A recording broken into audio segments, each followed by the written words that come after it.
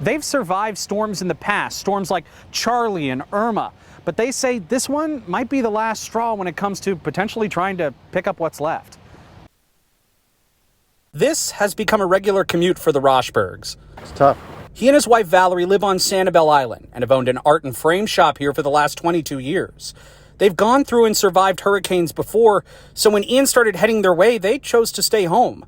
We stayed during Irma, and there was threat of a storm surge, and of course it never happened, so we figured, what are the chances? Sadly, it wasn't just likely, it became a reality for them. This was a different story. The storm, the water came so fast, it was like a river coming down the road.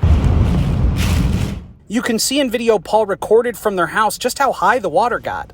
It was just devastating to see neighbors' cars floating by and trees. A car ended up on their front lawn, and while their home stayed intact, memories were still taken by the horrible storm surge. This 1968 Oldsmobile, something Paul has had for decades, was completely drowned out. I've had one of those cars for 40 years, and it was in the family for 40 years, and to see it rotting, and I can't even get it out. But with no bridge left to head to the mainland, even when the storm surge receded, the only way off the island was by boat. The hard part is when I close my door and the house is fine, and I close my door on Friday to evacuate by boat, and not knowing when I'm going to go back and if I'm going to have mold coming from under.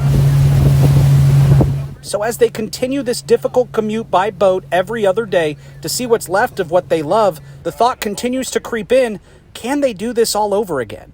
We don't know if we're going to want to stay for the long run. Because they've dealt with storms in the past like Charlie, and that was tough enough for them then.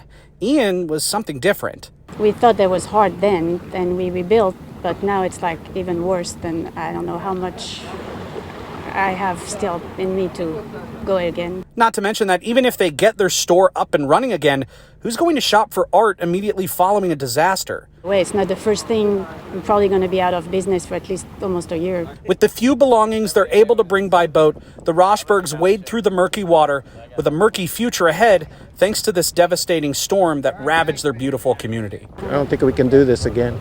So far, the Roshbergs tell us that they've only been able to get about $700 from FEMA, and they say that hasn't even been able to cover the hotel expenses that they're dealing with. The current problem, they say, is having to now deal with insurance companies to see how they can be made whole after this disaster.